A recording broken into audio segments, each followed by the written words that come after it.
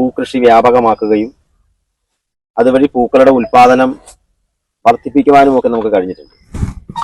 കഴിഞ്ഞ ഓണക്കാലം കഞ്ഞിക്കുഴിയെ സംബന്ധിച്ചിടത്തോളം കർഷകന്റെ മനസ്സും കൃഷിയിടവും കളറായിരുന്നു എന്ന കാര്യത്തിൽ സംശയമൊന്നുമില്ല, കാണിച്ചിട്ടുണ്ട്.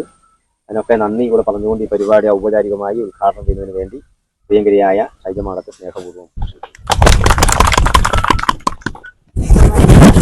അധ്യക്ഷൻ